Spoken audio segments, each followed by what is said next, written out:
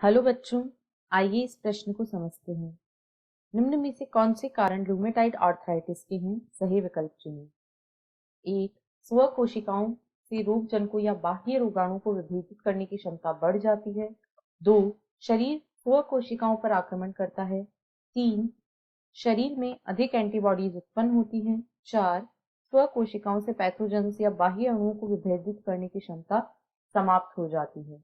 विकल्प ए 1 व 2, विकल्प बी 2 व 4, विकल्प सी 3 व 4 या विकल्प डी 1 व 3। इस प्रश्न की जो मुख्य अवधारणा वह है rheumatoid rheumatoid arthritis. Rheumatoid arthritis यह क्या होता है, यह किस प्रकार का विकार है, वह हमें यहाँ पर देखना है। तो जो रूमेटाइड आर्थराइटिस होता है यह जोड़ों या संधियों से संबंधित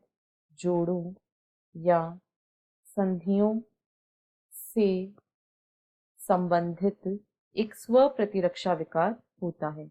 यह जोड़ों या संधियों से संबंधित एक स्व प्रतिरक्षा विकार होता है। स्व प्रतिरक्षा विकार में होता यह है कि जो हमारा प्रतिरक्षा तंत्र है वह स्व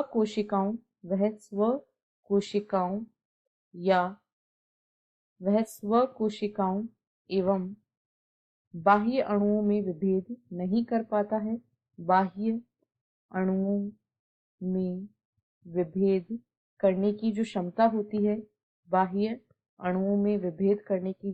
होती है, वह समाप्त हो जाती है, जिसकी वजह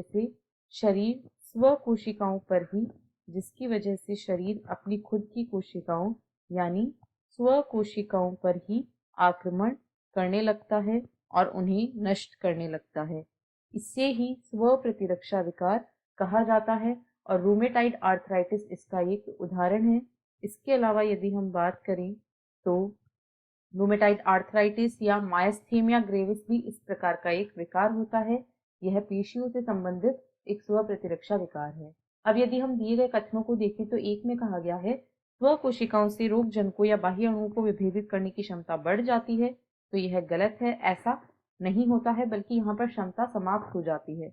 2 में कहा गया है शरीर का स्व कोशिकाओं पर आक्रमण होता है, यह बिल्कुल सही है। 3 में कहा गया है शरीर में अधिक एंटीबॉडीज उत्पन्न होती हैं, ऐसा नहीं होता है। 4 में कहा गया है स्व कोशिकाओं से पैथोजेंस या बाह्य अणुओं को विभेदित करने की क्षमता समाप्त हो जाती है, तो यह बिल्कुल सही है।